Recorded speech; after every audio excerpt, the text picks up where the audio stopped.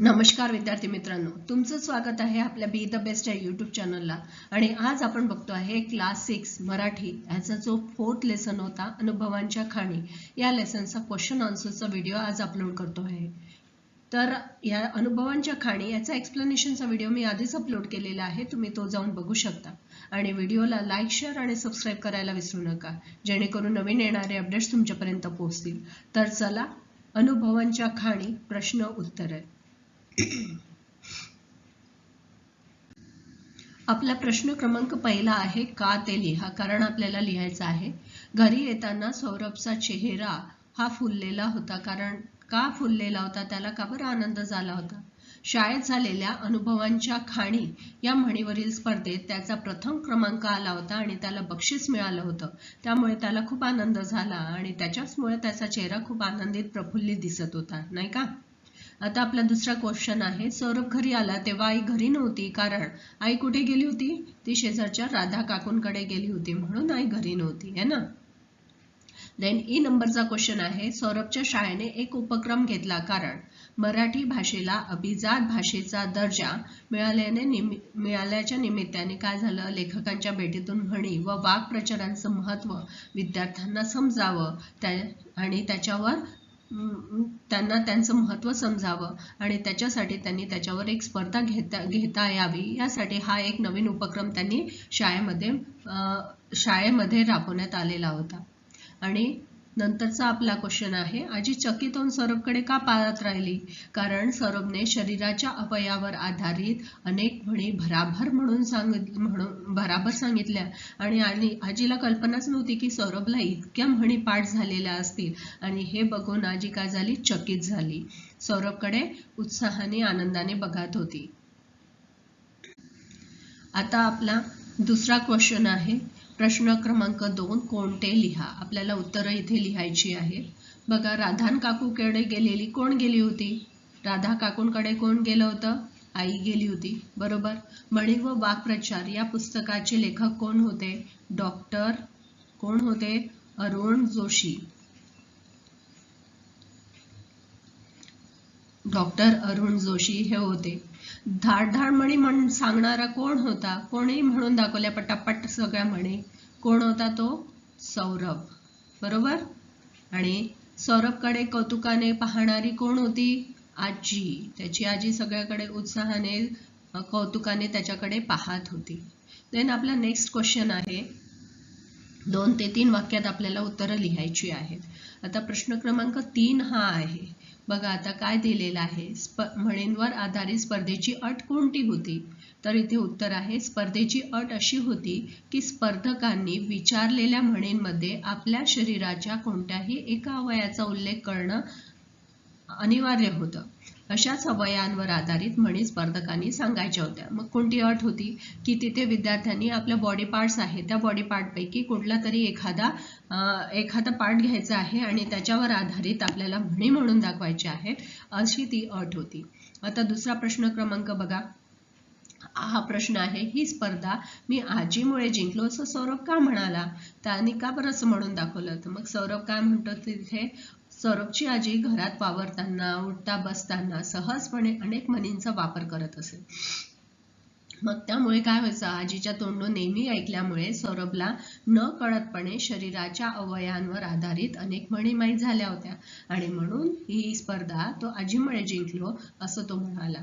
आपल्या घरात नाही का, आपल्या घरातील वडीलधारी मंडळी किंवा आजी आजोबा एखादी गोष्ट, एखादा श्लोक ते बोलत राहतात, नेहमी त्याचं रिपिटेशन करतात आणि न कळत त्याचं आपलं पाठांतर होत असते आणि त्याच्याचमुळे आपल्याला काय वाटतं की त्याच्यामुळे आपल्याला असं वाटतं की त्या गोष्टी पण आपल्या पाठ झालेल्या आहेत आणि याच्याचमुळे न कळत अशाच प्रकारे सौरभकडूनही त्या बॉडी पार्टच्या सगळ्या, म्हणजे शरीराच्या अवयवाच्या त्या सगळ्या म्हणी पाठ झाल्या होत्या आणि त्यामुळेच आपण शरीरात जिंकलो असं सौरभचं म्हणणं होतं.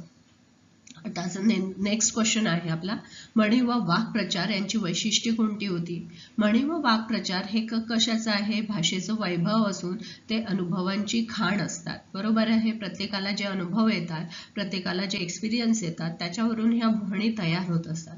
अतिशय कमी शब्दात मोठा आशय व्यक्त करणे आणि भाषा अधिक समृद्ध व प्रभावी बनवणे हे म्हणी व वाक्प्रचारांचे मुख्य वैशिष्ट्य आहे आणि त्याच्याचमुळे म्हणींचा यूज केला जातो. त्यामुळेच म्हणी या आपल्या भाषेचं सौंदर्य हे वाढवत असतात. आता नेक्स्ट क्वेश्चन आपला असा आहे, शब्द शोधा आणि लिहा. इथे आपल्याला खाली काही शब्द दिलेले आहेत. इकडे आड, तिकडे विहीर, आयत्या बिडावर नागोबा आणि इथं हा ब्रॅकेट दिलेला आहे. आता ही ऍक्टिव्हिटी तुम्हाला सहज करता येईल आणि सोपी आहे, म्हणून हे तुमचं वर्क आहे. हे तुम्हाला स्वतःच करावं लागेल. आणि इकडे बघा, इकडे आड हे सुरुवातीला दिसते आहे, इकडे आड, तिकडे विहीर आहे ना. अशा प्रकारे तुम्हाला सर्कल करून ही ऍक्टिव्हिटी स्वतः कंप्लीट करायची आहे. नंतरचं काय आहे, आता याच्यातला शिक्षकांच्या मदतीने सहिते करून घ्या. म्हणजे अर्थ लिहायचा आहे. तर ह्या ज्या 12 म्हणी आहेत त्याचा अर्थ आपण दुसऱ्या स्लाइडवर बघणार आहोत. आता ज्या 12 म्हणी होत्या त्यातला पहिली म्हण आहे, इकडे आड तिकडे विहीर. म्हणजे काय, दोन्ही बाजूने सारखीच अडचणीची परिस्थिती निर्माण होणं. म्हणजे असं नाहीये की एखाद्या वेळेला आपण असं वाटतं की आपल्याला हे करायचंय ते करायचंय आणि दोन्हीकडून आपण अडचणीत सापडल्या जातो, तेव्हा म्हटलं जातं इकडे आड आणि तिकडे विहीर. देन दुसरं आहे, आयत्या बिळावर नागोबा. का बरं म्हटलं जातं असं? दुसऱ्यांनी स्वतःसाठी केलेल्या कष्टाचा स्वतःच्या फायद्यासाठी वापर करणे म्हणजेच काय, आयत्या बिळावर नागोबा. म्हणजे दुसऱ्यांनी मेहनत केली आणि आपण त्याचा फायदा करून घेणे, आपण स्वतःच आपल्यासाठी फायदा करणं म्हणजेच काय आहे, आयत्या बिळावर नागोबा. देन थर्ड कोणता आहे, कोल्हा काकडीला राजी. म्हणजे लहान मनाची माणसं क्षुद्र किंवा छोट्या गोष्टीनेही संतुष्ट होतात है ना. कोल्हा काकडीला राजी म्हणजे छोट्या छोट्या गोष्टी, अल्पसंतुष्ट व्यक्ती आपण असं म्हणतो त्याला है ना. ती छोट्या छोट्या गोष्टींवरही समाधानी होतात. देन कर नाही त्याला डर कशाचा आहे ना. ज्याने कोणतीही चूक किंवा गुन्हा केला नाही त्याने घाबरण्याचं काहीच कारण नसतं, हा त्याचा अर्थ झाला. मग बैल गेला आणि झोपा गेला म्हणजे काय, नुकसान होऊन गेल्यावर किंवा वेळ निघून गेल्यावर उपाययोजना करणं काही कामाचं असतं का, नाही. म्हणून बैल गेला आणि झोपा गेला असं म्हटलं गेलेलं आहे. हापापाचा माल गपापा म्हणजेच काय, वाईट मार्गाने किंवा फसवणूक करून मिळवलेले धन तसेच वाया जाते.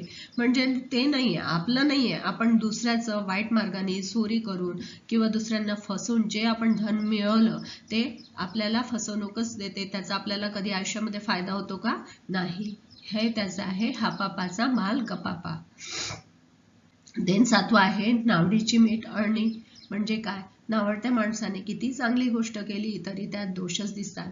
म्हणजे आपला एखादा नाही का, आपल्याला एखादा मित्र असतो किंवा एखादी मैत्रीण असते किंवा आपल्याला एखादी गोष्ट आवडत नाही त्याची, तरी त्याने किती चांगला प्रयत्न केला तरी आपण त्याच्यातनं वाईटच गोष्ट शोधून काढतो, चांगली गोष्ट फाइंड आउट करतो का, नाही. म्हणजेच नावडतीचं मीठ अळणी असं म्हटलं जातं.